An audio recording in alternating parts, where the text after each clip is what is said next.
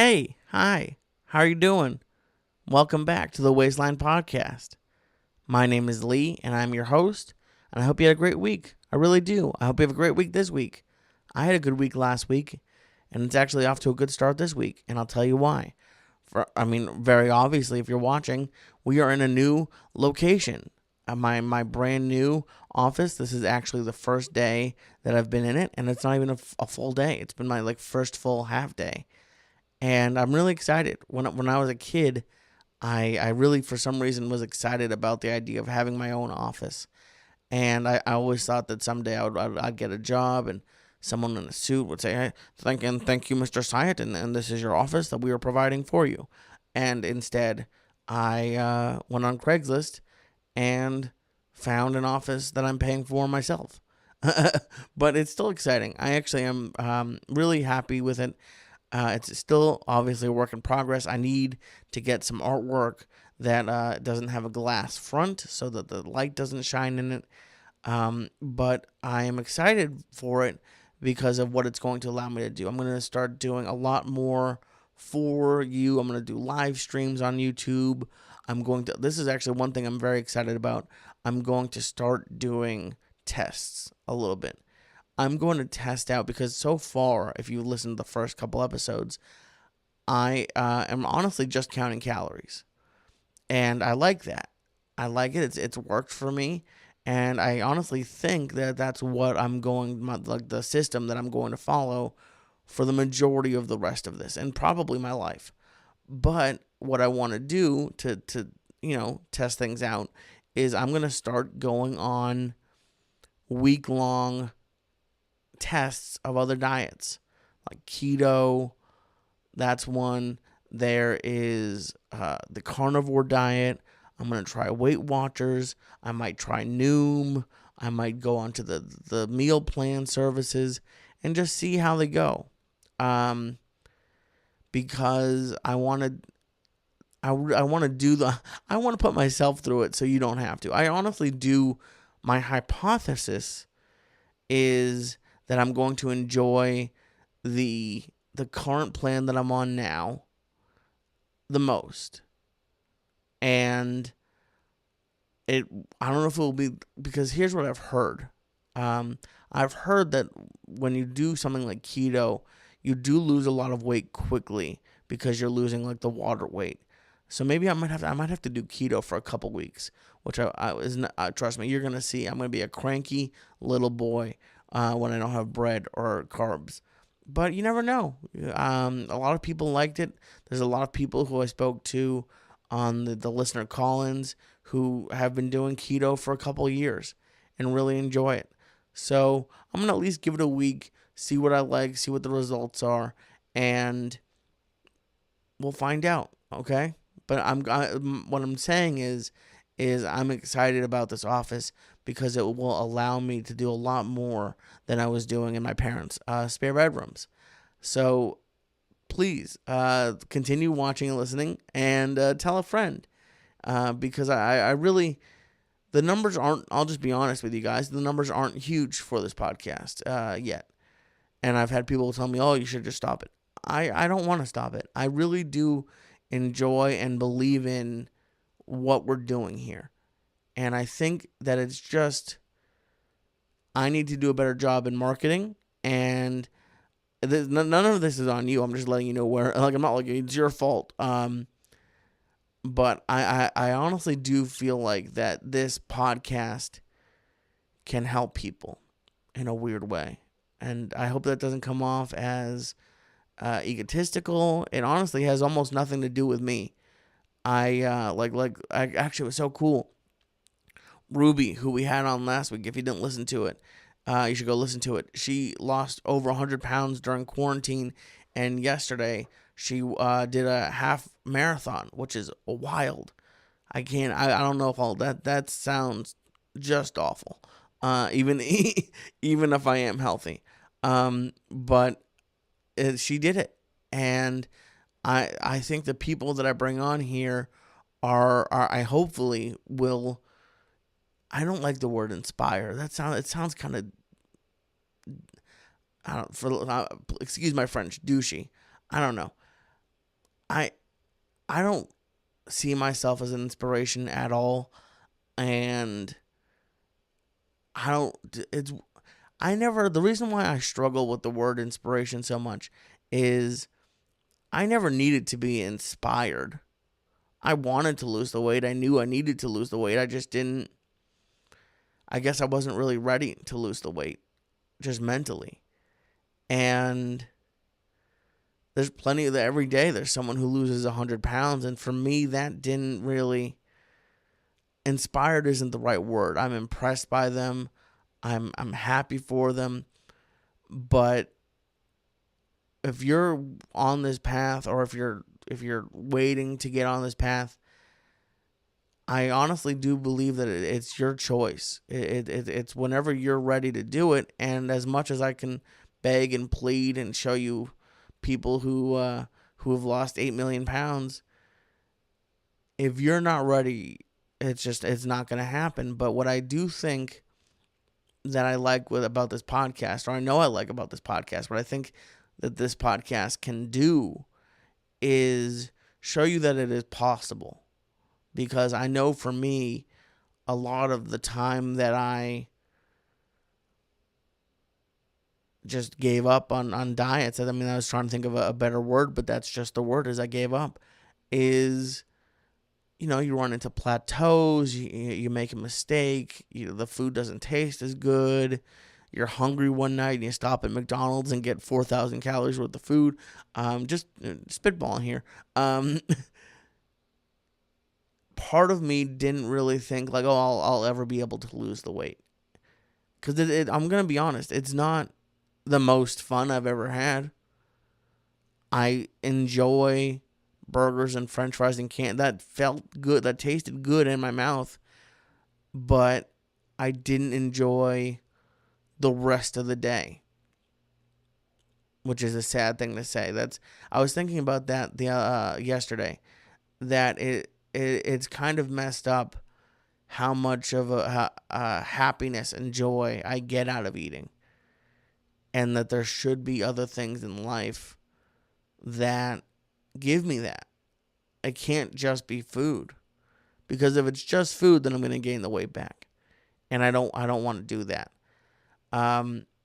So if you're struggling with it, or if you know someone who's struggling with it, I don't know. Some people, it might work. Some people might like the, hey, fatty, get up and that just made me like I'm a little turtle, and I just put my head in my shell and ate snacks. I don't like that.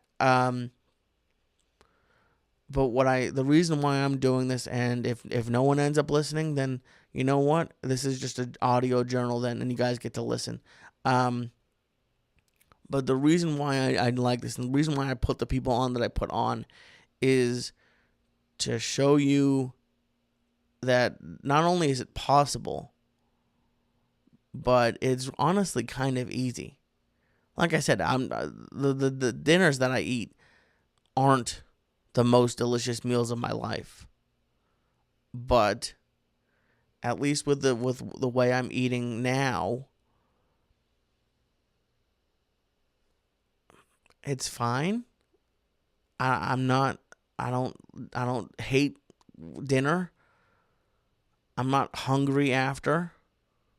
I get to have most of what I want. And like this, look, for example, I'll even pull up the exact of what I ate. And I'm sorry that I'm looking at my phone. On Saturday, I watched the UFC. So I'm just opening up my Fitness Pal. On Saturday, I watched the UFC, and I'll tell you exactly what I ate. As I was saying, part of my love of food coincides with TV, especially sports. I used to love watching football and having pizza and wings. That was half of the fun, was the pizza, the wings, the chips, the snacks. And so there were some big UFC fights on Saturday, and I knew that I wanted to have a snack during it. I normally don't really have much dessert. At most, I'll have like a no sugar added popsicle, which is still good, but it's gone in 3 minutes. So I purposely tailored my dinner so that I could have some calories left over for a snack. And so this is what I had on Saturday, April 24th. And again, like these, it might not be the healthiest. Like I'm not eating health food. But I am counting my calories. So Purdue makes these breaded chicken breasts. Again, probably too much sodium. And last night I had real chicken breast. So I mean, I'm not having it every day, but I do. The big thing for me with my food is I like it to be easy, because if it's not easy, I'm just not going to do it. So I sacrifice in some places just to lose the weight, to be honest. And I do cook. Like last night I had a real baked chicken breast. So I don't eat this stuff all the time, but it helps, and they taste good and it works, and it's better for me than going and getting a fried chicken sandwich, or 4 of them. So what I had is I had 3 of the Purdue breaded chicken breasts, and those were 200 calories each. I had my go-to Greek salad, which has no-fat feta. It has right now I'm using Texas toast croutons. I have Kraft Greek dressing, and I put lettuce, cucumbers, and carrots in it. And the feta, and I don't have a food scale right now, just to be honest with you. So I try to overestimate. I put in 2 ounces. I don't think I had 2 ounces of it. And that's 70 calories of the no-fat feta. I'm pretty sure each serving of the croutons is 35 calories. I put in that I had 3 servings of it. And that's 105 calories. I also put in that I put in 2 ounces of the salad dressing for 180 calories. I don't think I put in 2 ounces, but I try to overestimate just in case. And then, so that was my main meal. I also had green beans and mushrooms I sauteed with some garlic, and I don't count those calories. So sue me. I don't. I don't count vegetable calories because they don't count. And maybe I'm sure if I ate, like I know if I ate too much corn or some of that stuff, that there could be a lot of sugar in it. I didn't. Some garlic and with some green beans and mushrooms, I don't count those calories. And so because I had that, I had roughly 1,100 calories, I'm assuming, something like that. Maybe closer to 1,000. And then what I had for a snack during the UFC is I had about 1 1/3 or 1 2/3 servings of Wise. They make this this popcorn that I had just got, and it's called sea salt popcorn, and it has it's like a 3.5 cup serving, and I'll just tell you how many servings. 3.5 cups, I think, is like 140 calories. If I just did that right, that math. And I just messed up my count, so I'm not going to be able. It's roughly that. And then I had 4 apple cinnamon rice cakes. Those were my snacks during the UFC. Is it pizza and wings? No. But it got the job done. And honestly, sweet rice cakes, apple cinnamon, caramel's the best. And I do have caramel, but I like cinnamon a lot, so I wanted to try the apple cinnamon. I really liked them. 50 calories each. How are you going to beat 50 calories? So that's like that is a perfect example of what I eat. Last night I had green beans with garlic. I didn't feel like cooking mushrooms. Had the same salad, and I had roasted potatoes and bone in, skinless. I took the skin off.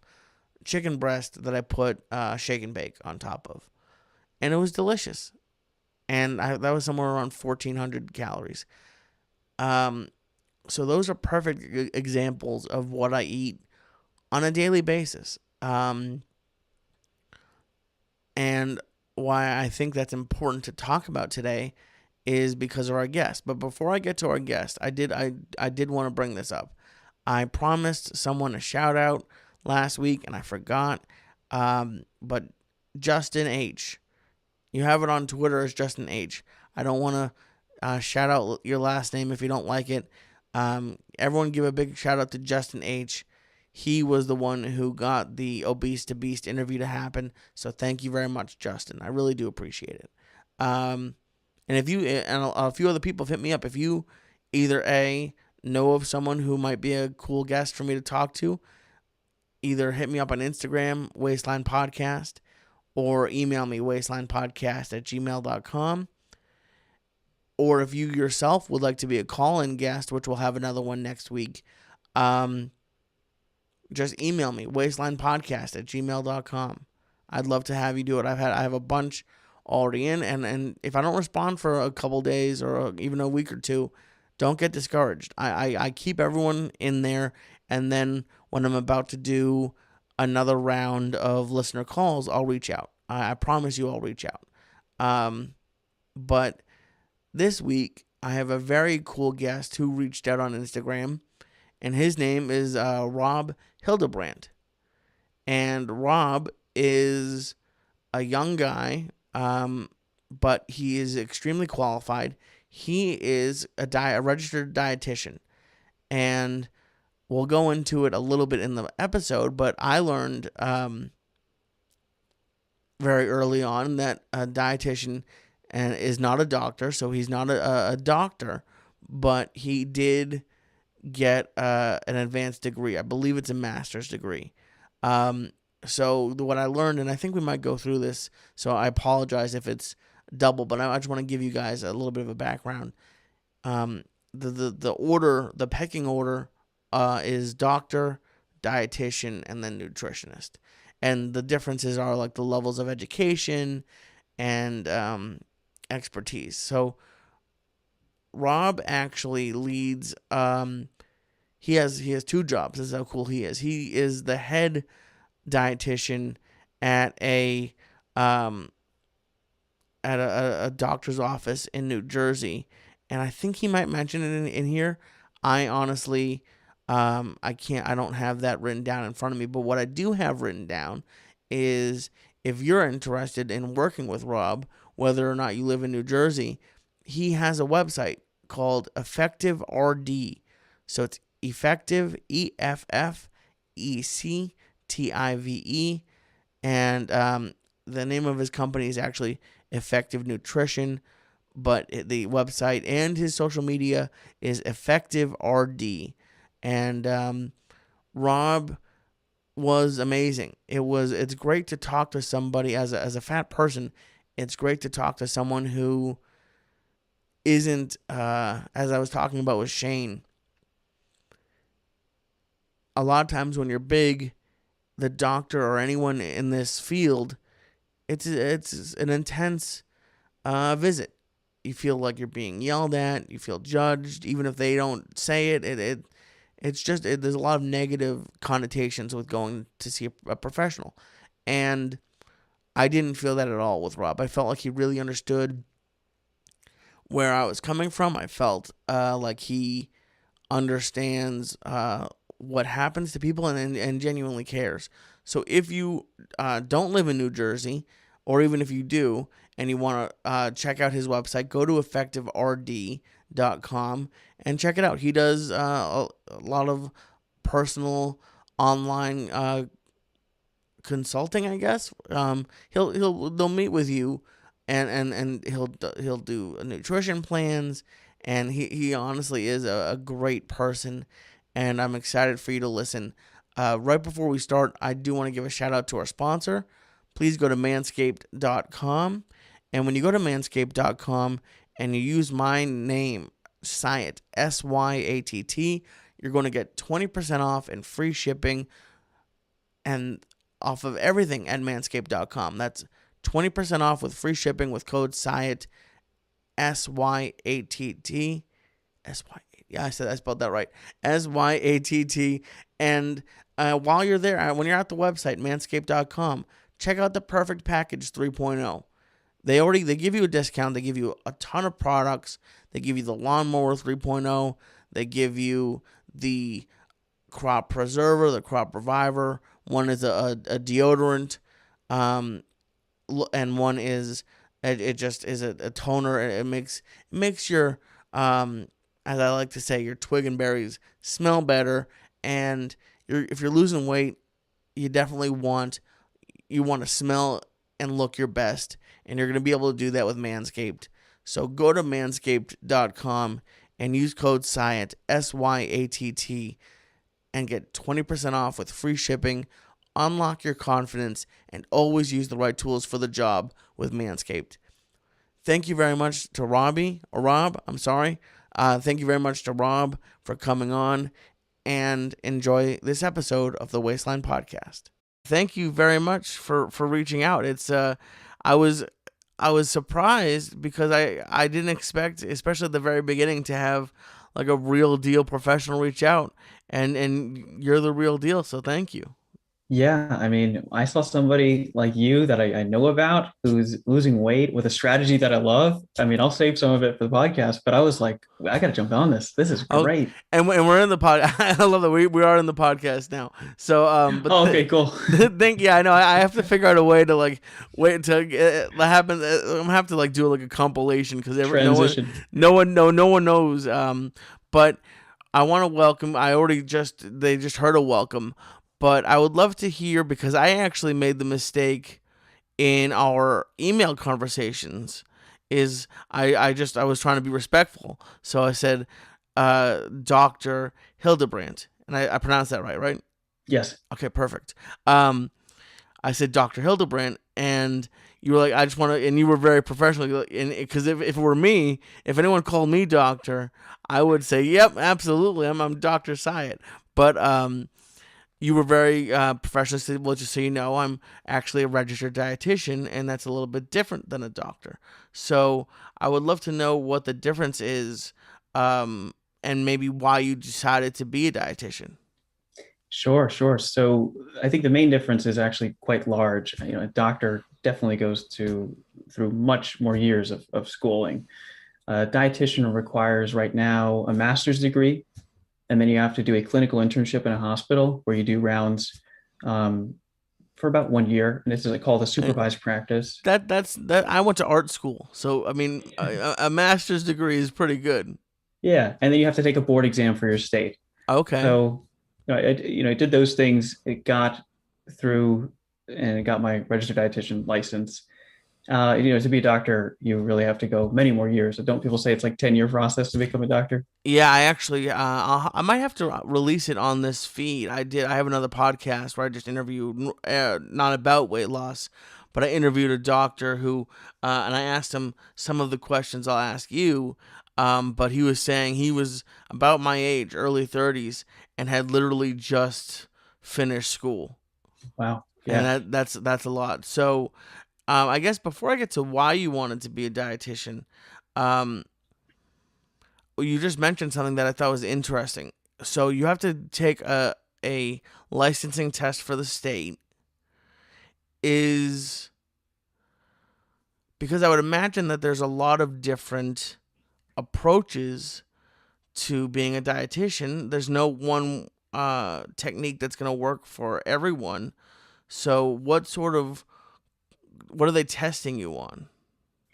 Yeah. So that's a great question because the variety of career choices for dietitians is humongous. Just to list off the ones that come to my mind right away, it's basically a lot of people do clinical dietitians. That's where you're in the hospital. You run around all the patient rooms, all the new patients, you give them education. Some people are on tube feeding. You have to adjust their tube feeding Oh, calculations. wow. And that's pretty brief. You only get to spend, 10, 15, 20 minutes with a patient, sometimes longer. There's the outpatient dietitian, which is more counseling. We actually get to sit with people for like an hour and a half, and actually educate them, use resources, and see them again. And Okay. that's what I do. Okay. But you could do so much more. You could be in sports nutrition and work for companies like Gatorade. I mean, there's people who work for Nestle and Kellogg's. You could actually work in food service, with restaurants and hospital kitchens. You could work for WIC and help women, infants, and children. The Okay. list goes on. So So what is the test on? Like, is it I all would of love to it. know. Okay. Yeah, So what what is the difference then? I guess this might be a better question. Is what is the difference between a dietitian and a nutritionist? that is a huge question and something that the dietitians get a little frustrated about I bet. You probably did because more school than them, maybe. yeah, so and no fault to them, right? Because there's a lot of great nutritionists out there. Right. So I think that the best way to explain it is dietitian requires like the master's degree, the clinical internship, and a board exam. And the reason why you do that is so you can actually work in the clinical field. So you can be in the hospital, so you could be in the doctor's office, so you can be in a health facility and have that higher up position. Okay. And maybe it's a little bit more reputable and that sort of thing. If you're a nutritionist, that might only be a couple of months online for a certificate. Oh, And really? I didn't know that. actually, some states you can call yourself a nutritionist without having anything. I don't So know I could which be a states those are. nutritionist. Are there any nutritionists that look like me? That'd be kind of bad. You might want to do it without the picture if you look like me. That's and I do appreciate that you're drinking water. I specifically I do drink diet soda still, so I was like maybe I shouldn't have a diet coke when I'm talking to a dietitian. No, not at all. I Um, think that it can fit. It can fit. okay, perfect. So why did you decide to become a dietitian? Yeah, so I think that's a two-part answer. Part of it was when I was a kid. Unfortunately, I was put on Adderall when I was in fifth grade for ADHD, Okay, and I was on that my whole life, and that really messed up my appetite. really, I didn't know that. Yeah, it was horrible. I mean, I Too think hungry or not hungry enough? not hungry enough. Okay. So I used to skip breakfast, and I remember eating French fries for lunch, and then skipping dinner, and then being starving for junk food at very late at night. Sounds And like I, I should. Sounds like I was on Adderall without being on Adderall. yeah, Okay. yeah. So I did that middle school, high school, and after high school. And then I finally got off the Adderall, and so that helped recover my appetite. But it was just really, really bad food, and I want to help people with that. Teaching them about proper nutrition because nobody ever pulled me aside and even taught me about proper nutrition. Really, And were you heavy or no? definitely the issue was definitely out of shape and very low energy, and that actually leads me into the second part of becoming a dietitian was energy and fatigue. So in high school and after high school, I actually knew there was something wrong with me. I felt like very low energy to the point where I was going to doctors, I was going to neurologists, allergy doctors, everybody, getting tests done, MRIs, everything, trying to figure out what's going on with me. Why is my energy so different than all my friends?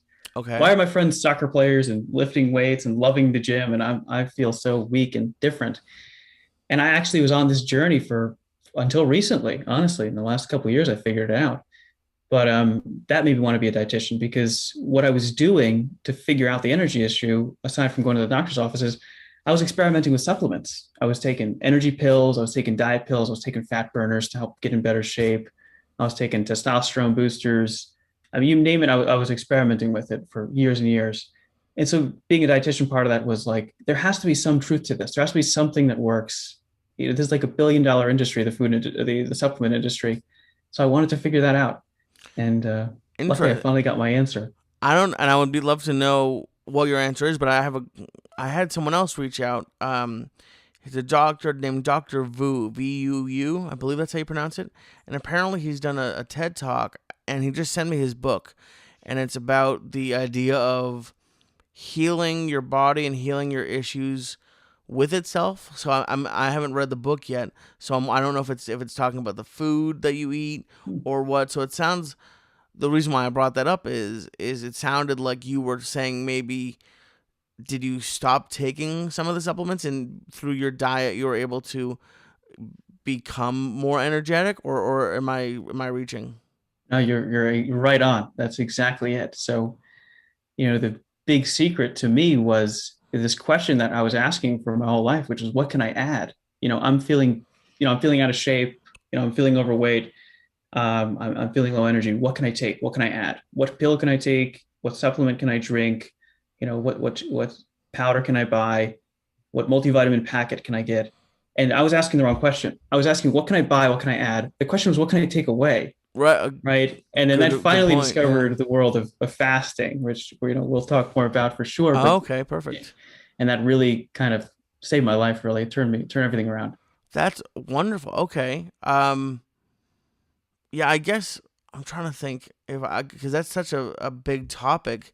Then it would it be jumping ahead to just talk about that now since you brought it up? I mean, so I would love to tell you. I'll tell you what I'm doing. And I'm not sure if you're aware of who my brother is or not.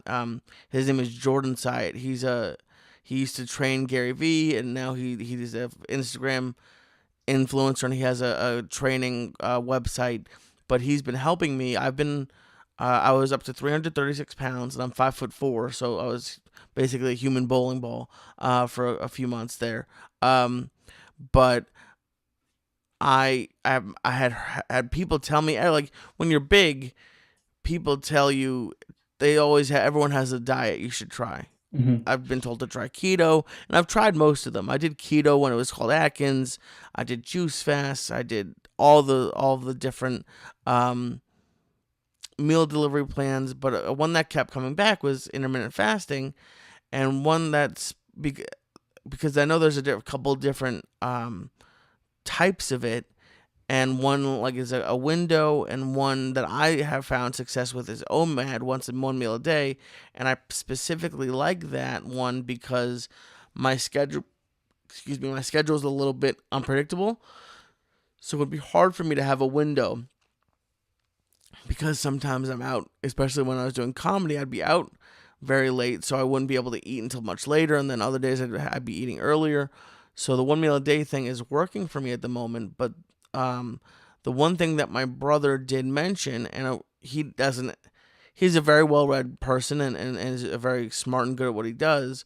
He has a bachelor's degree, and I believe kinesiology or something related to this field. Hmm. I don't know exactly the degree he has.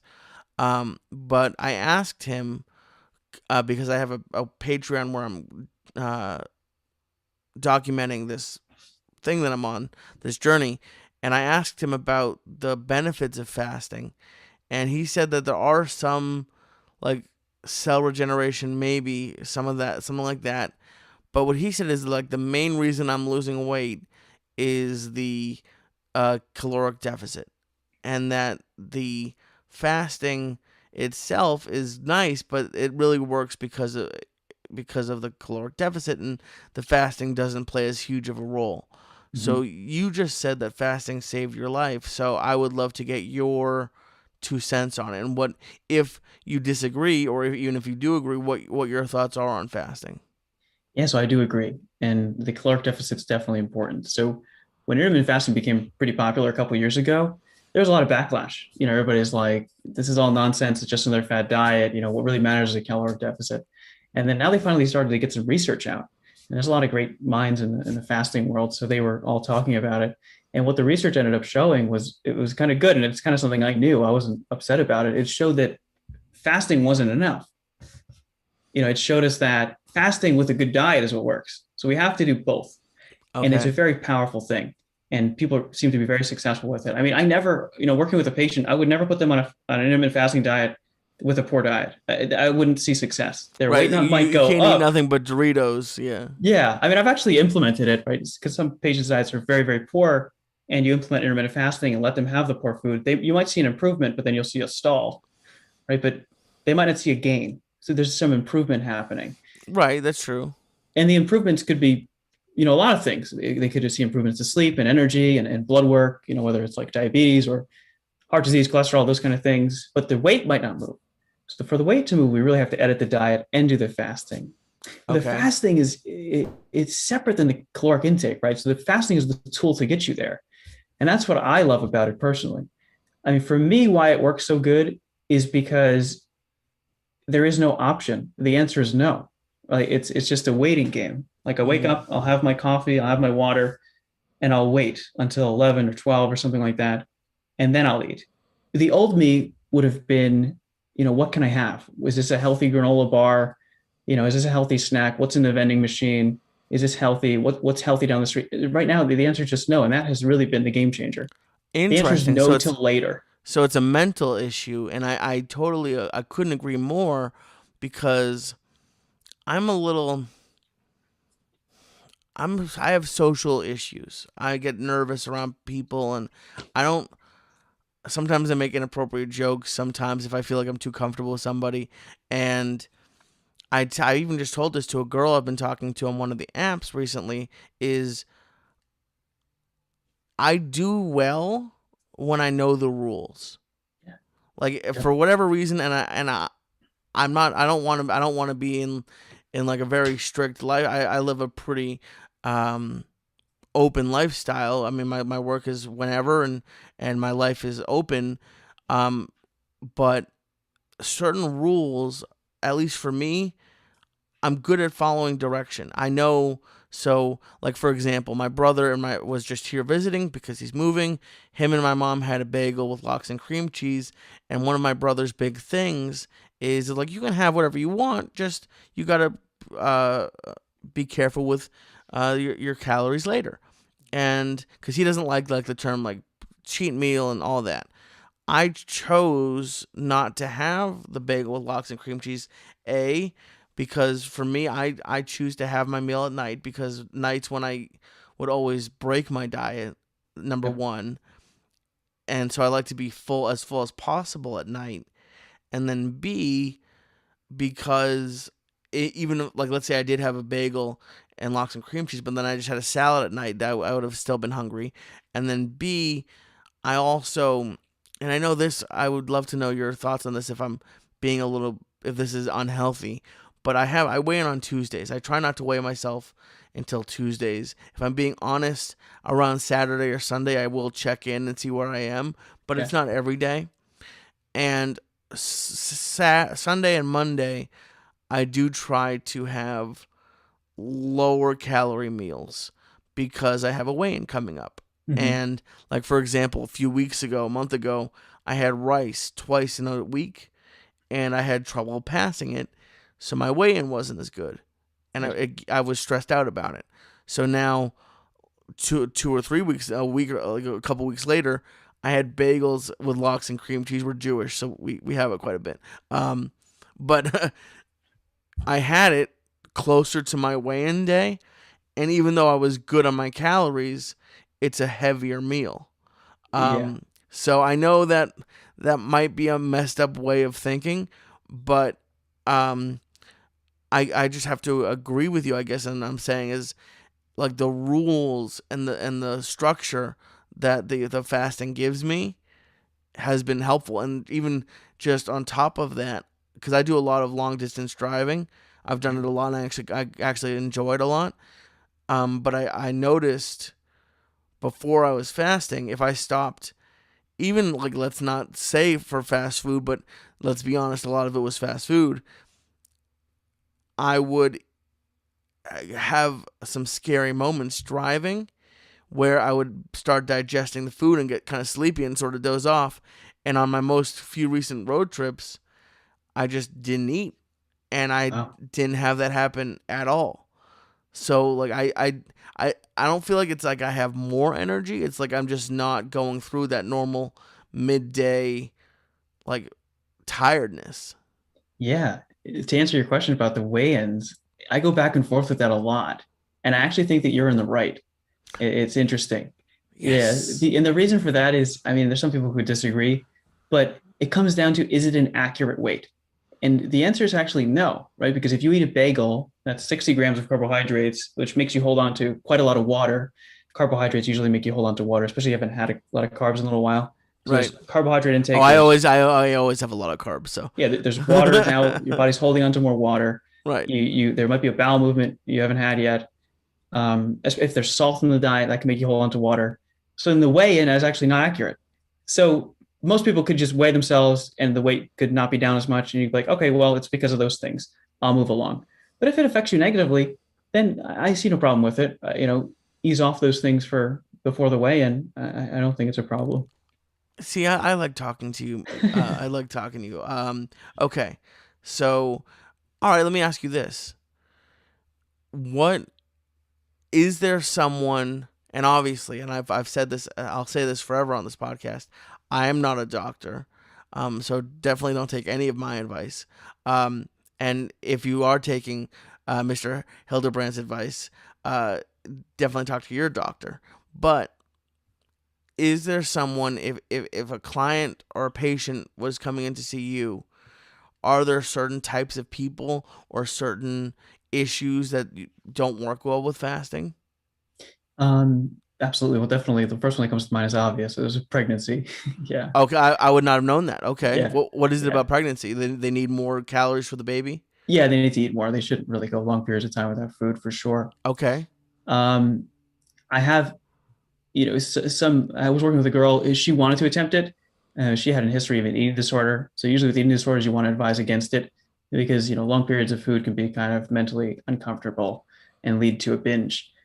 She wanted to try it. We tried out a light form of intermittent fasting, which is basically just like a later breakfast. It didn't work. I mean, and she found that when she was just doing a slightly later breakfast, she was very hungry for it and had a very large meal. And, the weight wasn't moving up or down. She wanted to lose a little weight. But I think those two cases are first ones that come to mind. Yeah. okay, and it's interesting because you mentioned this before, and it's you just mentioned it again. I had that as well, where sometimes if I like a big problem for me before I was counting calories was I was either busy or lazy and didn't want to cook, and I would sometimes wait to the point of not obviously I wasn't starving, but I would wait to the point of extreme hunger, Mm-hmm. and then I would be like, oh well, I don't want to wait for this, so I'm gonna go get fast food. As a dietitian and someone who is helping people through these issues, are you also dealing with their mental issues? Are you recommending them get therapy, or like what? How do you deal with those issues? Yeah. So I'm glad you brought that up.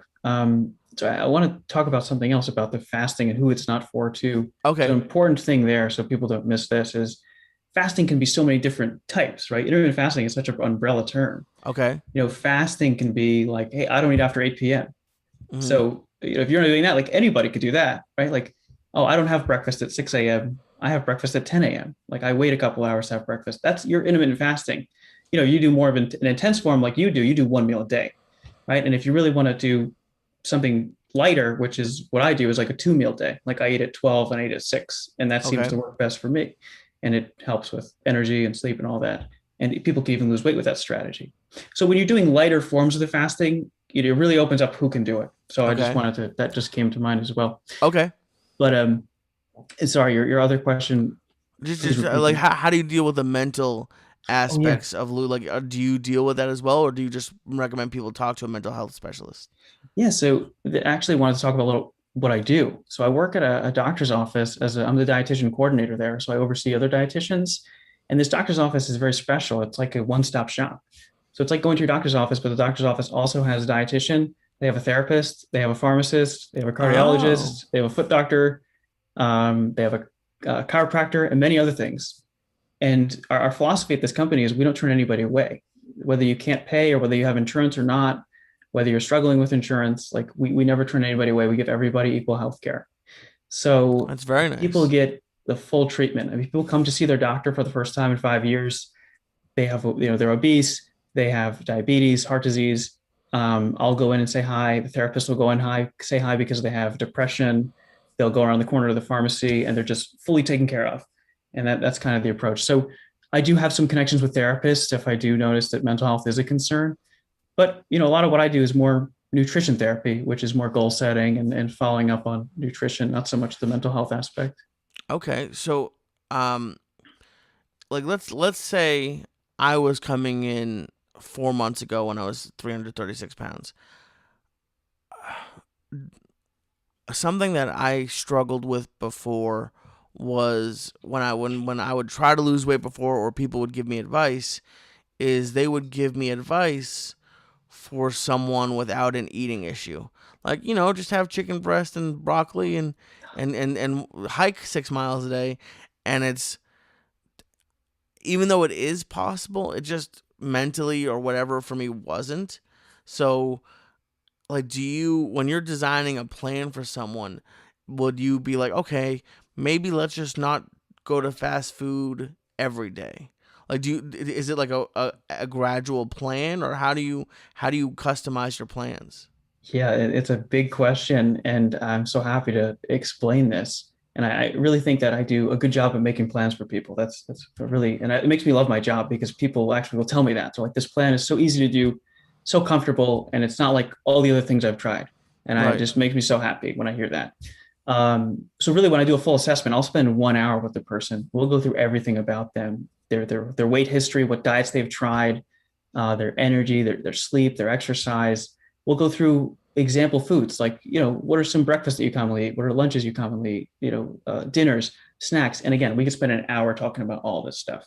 And after I get all that, I'll think about the plan and I'll really try to ease them into a couple of main factors. One is addressing the sugar content in the diet, right? One thing I like to tackle first is the sweet drinks. I always jump on that first.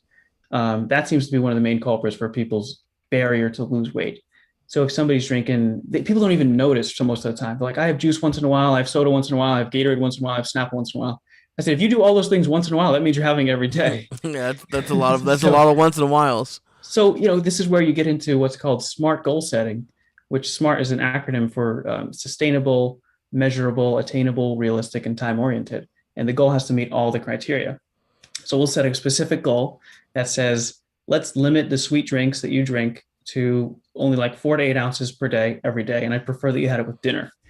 And they're like, okay, currently they're having it with breakfast, lunch, and dinner. So they're just going to have it once a day at dinner. Okay, just to interrupt very quickly, why do you recommend the sugary drinks at dinner? Well, that goes into more of like some deeper science of the fasting. And I will try to ease them into a little bit of a morning fast. I've seen that to be pretty successful.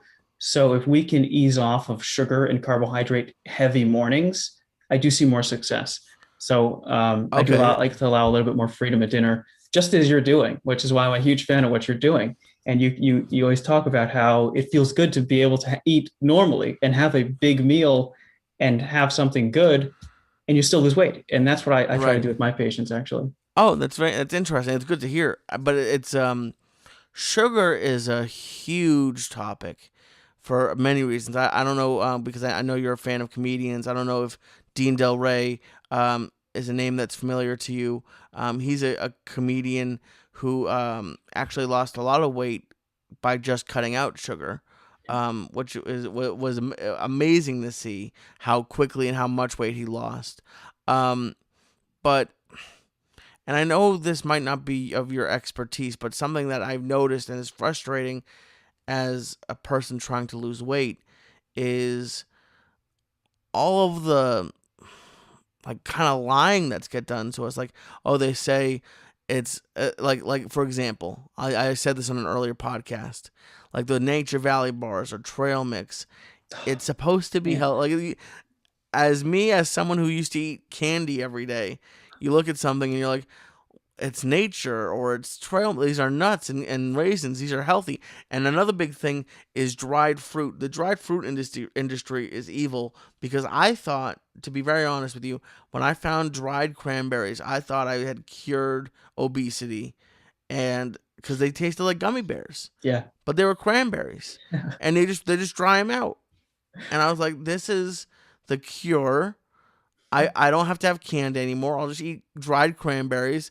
And I did that, and I wasn't trying to lose weight, so I have no idea how much I weighed. But I found out, unfortunately, that dried fruit is basically like candy. There's a reason why it tasted so good.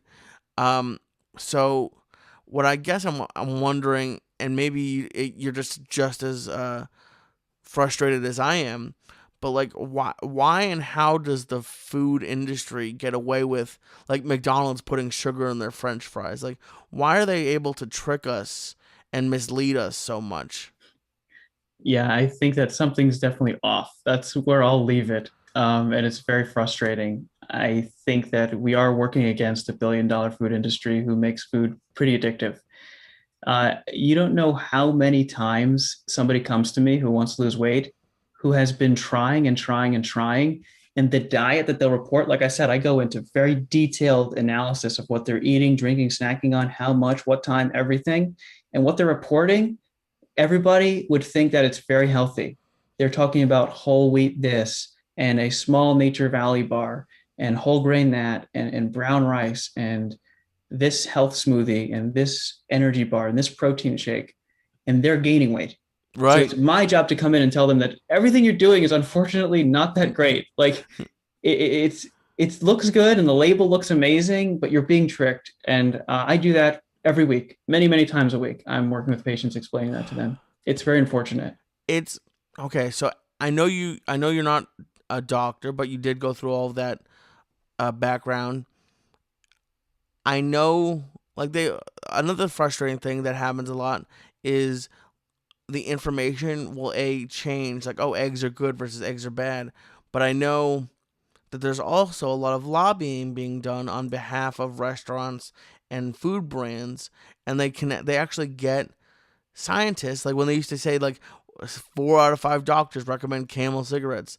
Like in the industry, how do these people sleep at night? Basically, I'm trying to figure, like, what are your thoughts on these actual medical professionals who are saying, oh yeah, this is part of a balanced breakfast, or like what, like, do you guys, as do your colleagues talk about them behind their backs? Like, how does that even happen? We do. We're very frustrated and we're stunned. I mean, I've seen it ruin lives. I have 2 examples that actually come to mind right now. One of them is kids. So kids, right now, there's a major issue with kids. I see lots of pediatrics, and I'll go into a kid's room and they're having trouble with high triglycerides. That's fat in your blood, and they might even show signs of prediabetes, and the kid might also be struggling with obesity. I'll be talking with the kid. This is what's happening. They're waking up. Kids are told to have a big breakfast, so they're given a cereal that they're told is healthy, right? Cereal and juice at 7 a.m. Okay.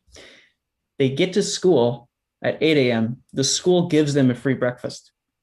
The free breakfast is Pop-Tarts and bagels and juice, right? At 10 a.m., they have lunch. And lunches, what school lunches are, pizzas and whatever else, fried chicken. And tater tots, yeah. Tater tots and chocolate and chocolate milk, milk, or juice again. Yeah. This is what is happening, right? Like, I'll explain this to the parents. The parents have no idea this is even happening. That it hurts me. It really does. I'm very passionate about trying to fix this. There's actually a great doctor, Dr. Robert Lustig, and I think he's a medical doctor who talks a lot about sugar and his frustrations. And I think he's going back. I don't know if it's him or some other doctor. He's going back to law school to actually get into change the laws about nutrition and childhood nutrition. I'm gonna have to write that down. That's interesting. Yeah, he's got some great lectures. It's interesting. I joked on an earlier episode with a comedian friend of mine who lost over 100 pounds, and it's one of the funniest things. I remember. How old are you? Do you mind me asking? I'm 30. Okay, we're about the same age. I'm 32. I remember all growing up, because there wasn't streaming services and there wasn't all that, so we'd watch actual TV with commercials. And I remember seeing like Lucky Charms and Fruit Loops commercials saying part of a balanced breakfast, and the other half of the breakfast was white bread toasted with butter and a glass of orange juice. And it's like that's just sugar on top of sugar with sugar and then some butter. Yeah. I've literally seen it ruin a life. I was working with a patient who was drinking orange juice breakfast, lunch, and dinner because of the commercials. It was literally his answer. I said, "Did you know that orange juice is not actually good for you?" And he said, "Well, what do you mean? It's on all the commercials." Right. And I said, "No, I want you to cut it out." He cut out the orange juice, but he kept eating kind of, general, like he was eating hot dogs, hamburgers, ham and cheese sandwiches, like all day, every day. Right. All he did was cut out the orange juice. He ended up losing like 30 pounds and started to reverse his diabetes. Wow. And this is a guy who only was drinking it not because he liked it. He didn't like the taste. He was drinking it because he thought it was healthy because of the commercials. I'm not a big regulation guy. I'm not very political, and I frankly lean towards if I'm not hurting anybody, let me do what I want. But I think there's a difference between overregulation and like just straight up lying to people. Mm-hmm. And it's like, that's why I tend to stay out of politics, because it's upsetting to me that like they're there to hopefully protect and to help us, and they spend so much time on like I remember a few years ago they had a whole big congressional thing when people were doing steroids in baseball, and they were and I'm like, who cares? Like, frankly, who cares? But when all these Congress people get out of Congress, they become lobbyists, make hundreds of thousands of dollars a year, and get donations. Like, and I don't know the full background of this, so I probably shouldn't even bring it up. But I just got back from Florida, and the rumor that I heard, and this could be completely wrong, so don't yell at me in the comments, is that the person who owns Publix, I love that grocery store. It was awesome. Everyone was super nice and it was great. But they donated to the governor, and they got COVID vaccines before other people. Now everyone has it, and I know it just came out in 60 Minutes, and I know they were saying that was bad reporting. So I'm not entirely sure if that example is correct. But is there a movement in your field to get more like common sense rules on advertising or anything like that? So it's happening. One of the things that happened, you can actually compare how the nutrition labels looked. I think maybe what was it, 10 years ago to the nutrition labels now. They're actually completely different. Now calories are actually huge in bold on products. Oh, You might notice the yeah, I have difference. noticed that. Yeah. Yeah. But it's actually now they're in bold, and also I think sugar is a little bit more detailed. I think now they have to include, is there added sugar in this product, or is it true natural sugar? I think that's Oh, new as well. And that's as far as we got. But unfortunately, there's still too many loopholes. One of the most right. frustrating ones right now actually is the keto word is not, what's the word? It's not regulated, the keto word. So we have a lot of products out there that have like 20 or 30 grams of sugar in them they say keto on it. And all like these popular brands are taking full advantage. I see granola bars saying it's keto, ice cream, keto. How do they justify it? They don't have to. It's not regulated. If they just put like energy bar keto or protein shake keto, and on the back it's got like 10 grams of sugar. And I see it every day when I'm in the supermarket. And I'm like, all right, this is frustrating. There's nothing I can do about it. These companies are huge. Right. And that's wild. And I think that is honestly something I didn't bring up yet. I forgot in the same vein is they all get away with having lower calories per serving by having an ungodly amount of servings in a package. Like I remember speaking of trail mix, it was something like over 20 servings in a very small package, Yeah. just so they could say it was 100 calories a serving. I used to give a presentation to high schoolers about this, and I used to bring bags of cereal and show them like this granola cereal. It has this many calories, and here's a serving. And the serving was like a couple bites. It was like 3 bites. I put it in like a Ziploc bag for presentation. It was like this much cereal or something. Right. And like, who's eating that much cereal? That's No what you one. think that it's a serving is, and that's how they trick you, really. And they're just tricking us. So, what I don't know if there's products or what are your recommendations for anyone trying to eat healthy, whether it's new or not. When you go to the store or a restaurant, what are you looking for? Protein most of the time. I think there's this common strategy that I like to follow, which is actually varies person to person, but working on finding out what fills you up. And I've learned after working with so many patients that it's different person to person. When you find a food or a meal that fills you up, literally write it down. Make a Word document, write it in a journal, write it on your phone. If you find a meal that fills you up, you've just won the lottery. So we need to keep an eye on those things. And most of the time, it's going to be a protein combined with a fat and a fiber. So working towards those type of foods, the beet, chicken, fish, turkey, those type of things. I always push those. Okay, and that's interesting that you said that because my go-to Monday night meal the night before my weigh-in is I have 2 cans of tuna with light mayo. I put salt, pepper, red pepper flakes in it, and I eat it with chips to save the bread calories. I like scoop it with chips, and I have a big salad, and I have my favorite go-to dessert right now are the Outshine no sugar added popsicles because they're only 25 calories.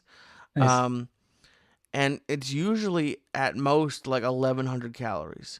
Yeah. And there's a lot of people who get mad at me and say I'm not eating enough, but to your point, I honestly I could have the bread and I could up the calories, but I know tuna and mayo is a lot of protein, and I honestly genuinely feel full. It's almost about 6 o'clock right now, Yeah. and I haven't eaten for almost 24 hours, and I'm getting hungry.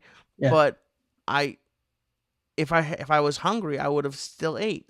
So like, am I hurting myself by not having a lot of calories? Or like, I had it's a lot of food, 2 cans of tuna, a big salad, some chips. Like I feel like I'm eating enough, but I'm not sure if I'm hurting myself. It's a highly debated topic. Between, what my thinking is no, I don't think you are, and that goes because there's a lot of factors. It's not the same for everybody, but for you in your situation, I don't think you're harming yourself. Why is that? Because it's only happening maybe once a week or twice a week. Other days I saw some of your pictures. I thought they were great. Some days it might go up to 1600 or a little bit more. So Right. if you dip down to 11 one day, there's no harm. I mean, the body has a safety net, right? Your safety net is your fat that's on your body. Right. Your that is fat on the body is stored food. I have a lot of safety net. I have a big You've safety got net. you got some stored food, and your Yeah. body will use it, and that's so you have some safety at the end of the day. If it's when I actually have a story about the calorie thing and the not eating enough thing. You want me to tell it? I would love to. Yeah. So if somebody's not eating enough, okay, so actually let me go back a little bit. The hunger thing. When you told me that the meal fills you up, that's all I needed to hear. I got very happy when you said that. Being full, I think that's actually the number one most important thing for weight loss. Being full, being satisfied. If you're not, I don't think anything's going to work. You need to find foods you like. You need to find something enjoyable. Everything else falls short. The most important thing is addressing hunger. I met a patient once, and she had already been working on a diet plan on her own, and I was meeting her for the first time. And she told me she's already lost quite a lot of weight, 50, 60 pounds, and she's doing a very low calorie diet, and she's eating many times a day. She's eating like 6 to 8 times a day. And I was like, wow, what's that look like? And she told me she's having like, an egg, this much egg white for breakfast. And then she's snacking on a couple of almonds. And then she's snacking on a couple of blueberries. And then she's having, a fourth of a sandwich. And I said, how are you feeling? She's like, I'm very hungry all day. Yeah. I said, that worries me. That doesn't sound good for the metabolism, right? The body's always demanding food. And she's like, yeah, but I lost 50 pounds, 60 pounds already. So it's working, right? The word working. She thinks it's working. And I said, I advise against this. I really want you to be full, even if we have to add some fat or some more protein or even reduce the amount of meals you're eating. She disagreed. I said, I'd love to follow you. I'd love to see you maybe once a month and just check in. I checked in with her every month, and she kept losing weight. And every time she told me, she said it was miserable. She hated it. She was hungry. And I said, let's stop this. I want you to eat protein. I want you to really hit the brakes on this. Let's add some avocado, add some more tuna, add some more eggs. And she didn't really want to. She didn't want to out the calories, maybe showing signs of a little bit of an eating disorder. But she was, I think, a starting point of maybe 350 pounds or something like that. So she was working her way down. I think over a year, she lasted this, and she ended up losing about 100 pounds. Wow. She got down to quite a lot of weight. And then life got in the way, and she had some stress factors happen. And now she's gaining weight rapidly, uncontrollably. And we're left with a person who is very hungry, all day, every day. And it can't be stopped. And, I was trying to do some research on why this occurred. And there's some research about leptin, which is your hunger hormone. And I think it really could have been damaged. And I'm still researching leptin resistance, but something is definitely off with the satisfaction hormone in the body, the hunger hormone in the body. Something's off because we cannot get her to be full. And now the weight it keeps on coming back. Yeah. It's scary. It is scary, and it's something that I've dealt with. I was never as restrictive as it sounds like she was, but the other diets that I've tried, and the reason why I'm enjoying this one now, like I lost 70 pounds once in 27 days doing a juice fast, but I gained like 5 pounds after my first meal.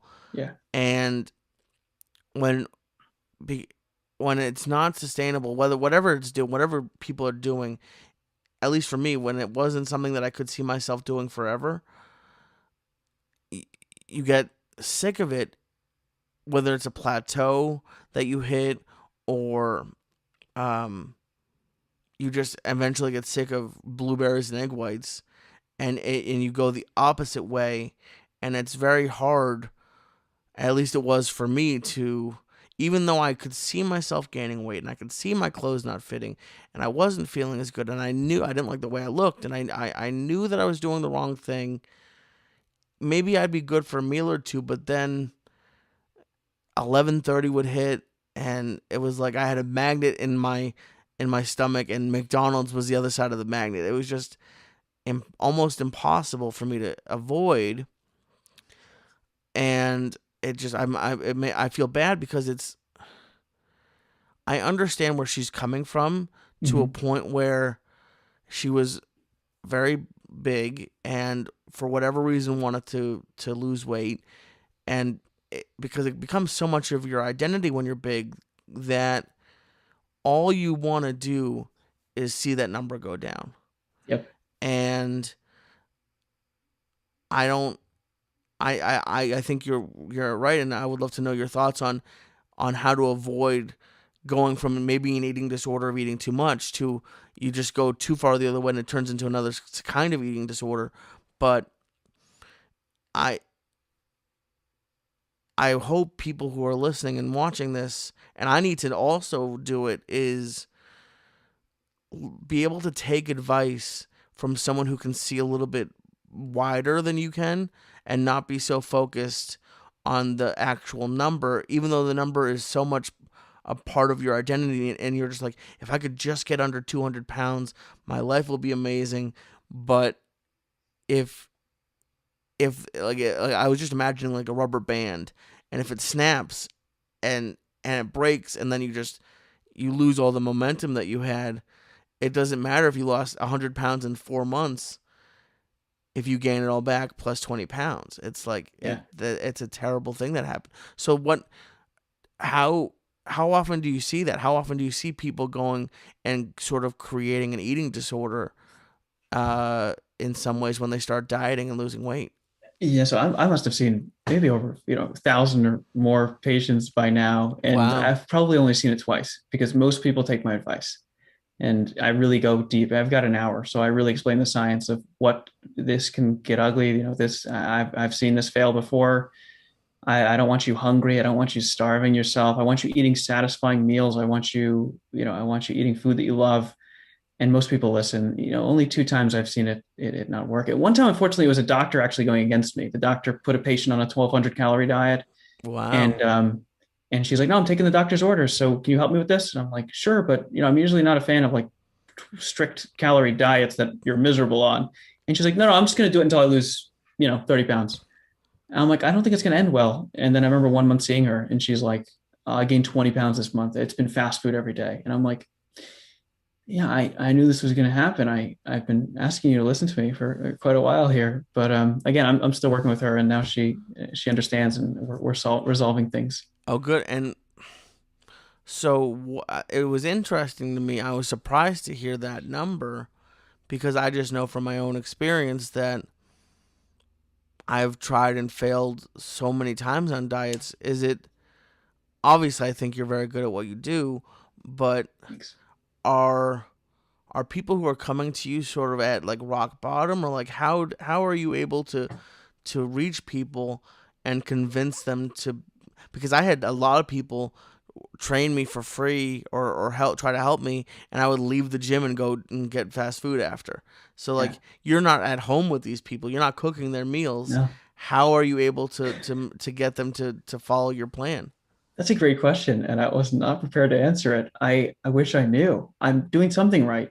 Right. I think that in my assessments, I give a lot of credibility. I talk about my success stories. I've helped people lose 150 pounds. I've helped people reverse their diabetes. I've helped people get off all their medications.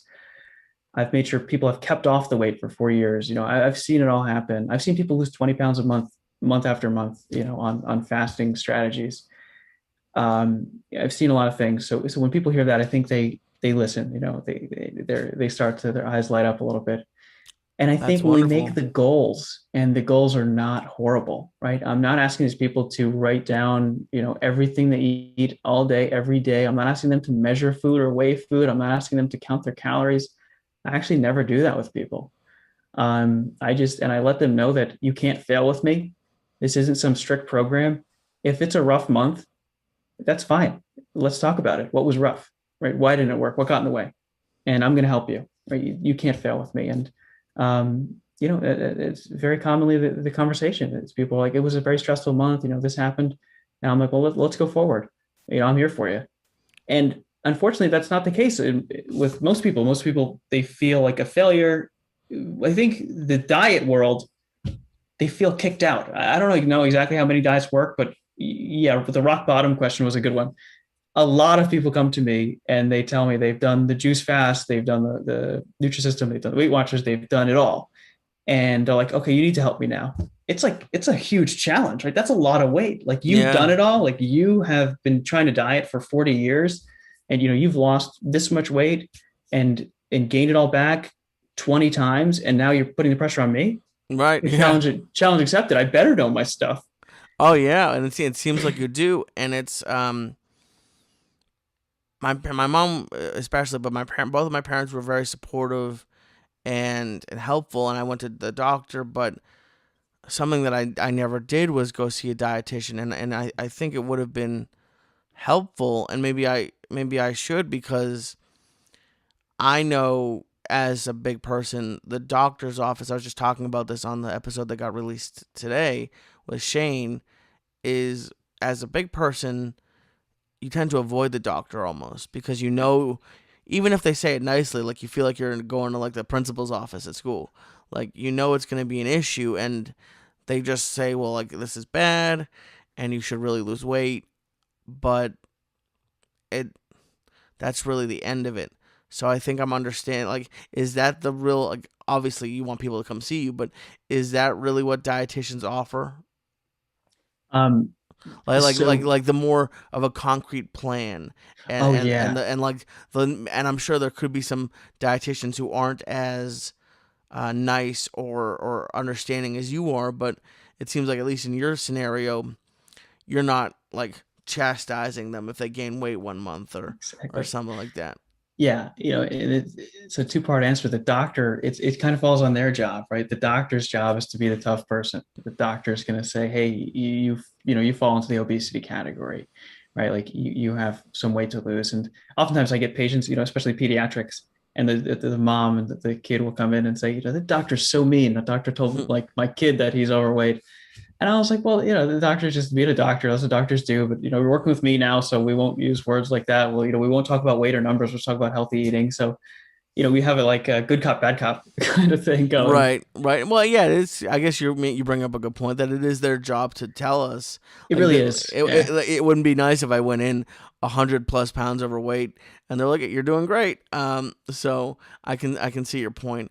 So the last thing I want to talk with you about is pretty much the reason why I'm losing weight is I am terrified of diabetes. Yeah. I'm not good with needles. Um, and I basically I would like to know very not quickly, but like I would like to know like a very dumb person's, for me, uh definition of what diabetes is.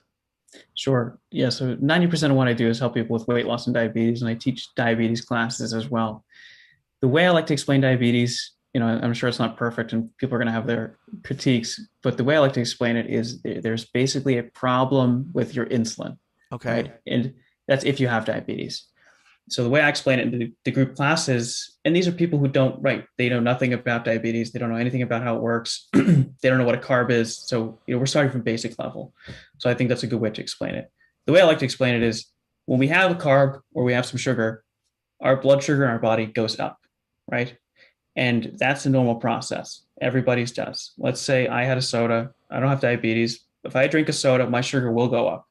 What will happen after is my body will release insulin, and the insulin will help process the blood sugar to bring it back to baseline.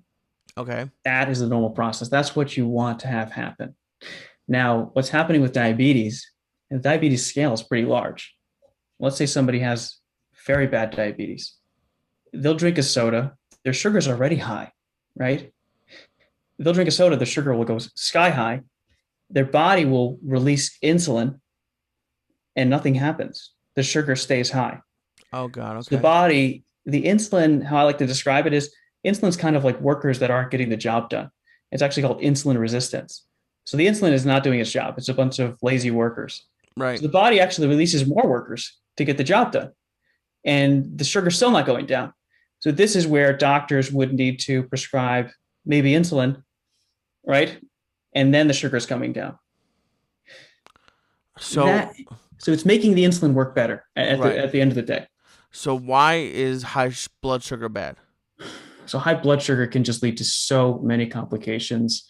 I mean, it can mess with your nerve endings, specifically in the feet and the fingers. It can mess with your kidneys. It can mess with your vision, um, your your sex drive.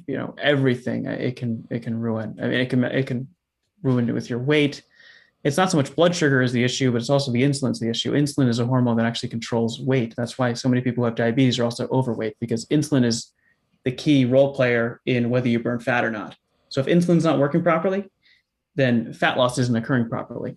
Got it. And I know there are two types of diabetes. One that you're born with, and one that you can it happens over time. But is the second kind, the kind that I'm at risk for, is that genetic, or is that all based off of what I eat? I think it's both. So type 2 is probably the most common. That's everything I'm talking about here. Type 1 is like its own anomaly. Type 1 is totally different than anything we're talking about here. Type 2, I would say there is a genetic component. You're put more at risk. That's for sure. It could be passed down by family members, but it can be definitely brought on by poor diet, lack of exercise, those sort of things. And unfortunately, it's very, very common. I think they say 1 in every 3 adults has prediabetes now. Oof. And that's what I would like to. That you brought that up. I don't think I have. I mean, I also haven't been to the doctor in probably a little over a year. I'm about to go again. My birthday's in July.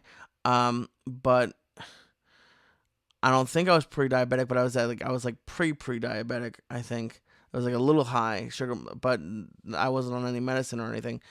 What is pre-diabetic? Yeah, great question. So there's a scale of diabetes, and I have this great thermometer picture. Maybe I'll share it to you so you can post it on the podcast. But Yeah, yes, please. so what this thermometer shows is this level. It's kind of like your report card. It's your average blood sugar for 3 months.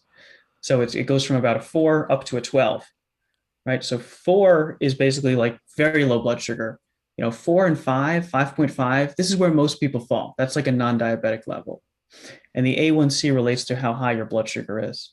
So once you start creeping above, 5.6, you get to 5.7, 5.8, 5.9, 6, 6.1, 6.2, 6.3.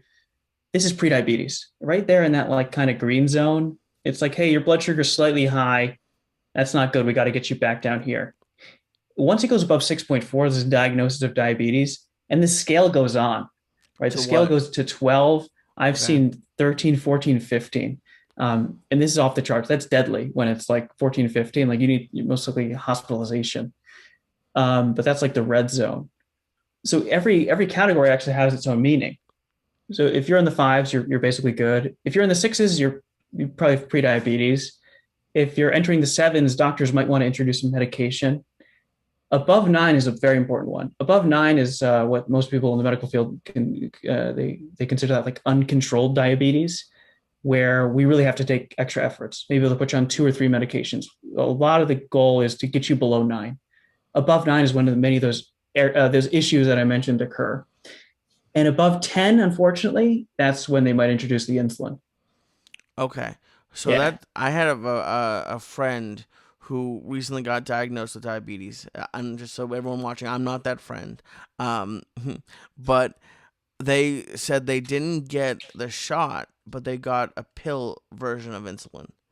What is interesting. it might it was definitely a pill. It might not have been insulin, but they got a pill. Is there a difference, or are you aware of why that might be? Yeah, I teach about them in my diabetes class. There's dozens of medications. One of the most common ones is called metformin, and that's usually prescribed when there's any sign of prediabetes or diabetes, actually. It's one of the entry level medications to help start reversing things and actually helps people lose weight too. What metformin does is exactly what we want to do. Metformin makes your insulin work better. So sugar goes up, your insulin gets released, your workers are working better. That's what metformin does. The medications do wild things. I mean, they got really creative with medications. Some of the medications make you pee the sugar out. That's an interesting one. Some of them make your body produce more insulin on its own. They do a lot of different interesting things, but I would assume that he's on a metformin that's very commonly prescribed if he's at an early stage. Okay, and Um, I know, and you just mentioned it, that type 2 diabetes is actually luckily something that you can get rid of. Or Very, very debatable, I think. okay, well, I would love to have you expand on that. Yeah, so I think there's a lot of gray areas there. I would say that it's, I'll get backlash for this, but I think it's reversible. And I basically say that because I might take somebody who comes to me with an A1C of 10, right? This is the red zone, uncontrolled diabetes. They're taking 3 different diabetes medications. I'll work with them for a year. I'll get them to start walking. I'll get them to start moving more. I'll get them on maybe an intermittent fasting plan. I'll get them eating more real food, eggs, chicken, tuna, vegetables, good food, good diet. They'll lose weight. Their A1C will come down to a 5.2. They'll be taken off all their medications and they'll continue their life like that for another year. Is their diabetes gone? Right? Their insulin is working well again. Their blood sugar is in normal levels. They don't need medication. The question is their diabetes gone? That's the gray area, right? That's where this gets tricky, is because people say no, it will come back if they start to abuse their diet again. They still have diabetes, it's just in remission. It's a good debate. I don't have an answer. I think that they should live the rest of their lives like that. They should keep exercising. They should try to stay off the medication. They should do all those things and keep their blood sugar normal. And can they do that the rest of their lives? Yeah, they can. Okay. And so the person, my friend, he used to have a lot of sweets, and now he might have like a little bit of a dessert, but not much. But like, I was looking at it like, for me, I have a little bit of a dessert sometimes, but nothing, not no ice cream and not a lot of actually no candy. Um, but for someone with diabetes, are they allowed to have any sugar, or should they have? I mean, I guess you should. No one should have sugar, but like, is it like a death sentence for them to have sweets every once in a while? No, not at all. I mean, will it interfere? Will they be less successful? Yeah, most likely. Okay, It'll cause a bump in the road. But again, sometimes it's a nice little test, right? Like I said, if somebody has a very bad diabetes, their insulin is not working at all. Like their insulin is not processing blood sugar when we first meet. They drink a sugar, the sugar shoots up to 500, something wild. And if we work for 2 years together and they have a soda then, and their sugar, shoots up to 200, and then the body processes it pretty quickly, there's a big difference, right? The right. physiology of the body, something is different. So, right. So I do keep around things like that for people. It depends on the person. A lot of people are like, I still want one sweet a day. Like I have one guy who's very successful. He had a little dessert every night with dinner. Like he wanted like a Rice Krispie or a chocolate, and he's lost like 100 pounds. Every day he had Oh, like a little dessert with dinner. yeah. Okay, that makes me feel better. Um, so if anyone out there is either pre-diabetic or diabetic, or has someone like me in their life who has it, is there like, and I know this is very broad, but is there a tip or a suggestion to help deal with their diabetes or their pre-diabetes? Yeah, so I would definitely suggest the obvious, you know, promoting myself, my own career, right? See a dietitian, let them analyze everything, be the detective and help you. But if there's any tips generally, I'd say the sugary drinks are definitely the main killer, really. Like, they're a top concern. Sugary drinks, if you're drinking something and it's sweet, be very careful. That should probably go. A lot of people putting sugar in their coffee, they're putting sweet cream in their coffee, and they don't think twice about it. And that's actually, I mean, 80% of one of the issue. And I'd also introduce a light form of an intermittent fast. If you're finding yourself doing a big breakfast, a big lunch, and a big dinner, I highly recommend people try a brunch dinner strategy, right? And make sure the meals are filling, switching to 2 meals instead of 3 big meals. Right. That's actually pretty good. And you can keep snacks around if you try to implement that. That's 2 tips that I would get started with. And also walking. I've learned over the years that walking is way more powerful than I thought when I first became a dietitian. Right. The most successful patients I have are walking. I'm not doing CrossFit, not going to classes, not doing kickboxing. They're walking. That's wonderful. Yeah. Okay. So you mentioned it earlier, but you do have an online consulting business. or practice. I don't know, maybe business sounds bad. You do help people online. So Yeah. I'll put it that way. How do people find you and contact you online? Sure. So my website is effectiverd.com. And what does RD stand for? Registered Registered Dietitian. Dietitian. Okay. And Yeah. that's As soon as I asked, I was like, maybe. Okay. All right. So effectiverd.com. Are you on social media as well? Or yeah, just, that's my Instagram is also effectiverd, and that's really all the social media I use. okay. Well, thank you very much, Mr. Hill. I'll call you. You're just so smart. I'm going to call you Mr. Hildebrand. But thank you very much for reaching out, and B, coming on today. It was great to talk to you. I think you're going to continue to be successful. Really, I'm very impressed with what you're doing, and Well, thank thanks so you. much for having me. Really, Of this has course. been it means a lot to me. Thank you so much to Rob for coming on the podcast. It was great to talk to him. Again, if you want to hit him up and just check out his Instagram or go to his website, you can find him at effectiverd.com, and he's on Instagram as effectiverd, and he's the best. Honestly, it was great to talk to him, and I genuinely did feel like he cared, and I wish that I had met him sooner. That's just the plain and simple truth of it. I wish I'd met him sooner, and I know that he cares and is a good person. So thank you very much, Rob, for coming on.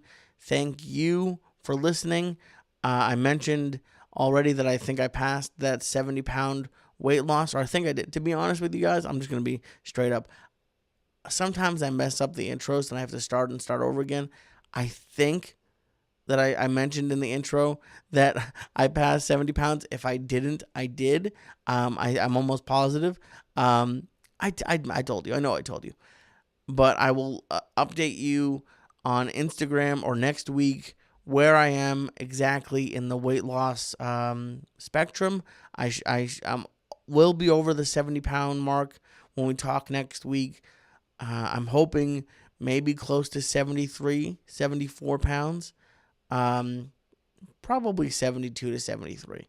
But it's a start.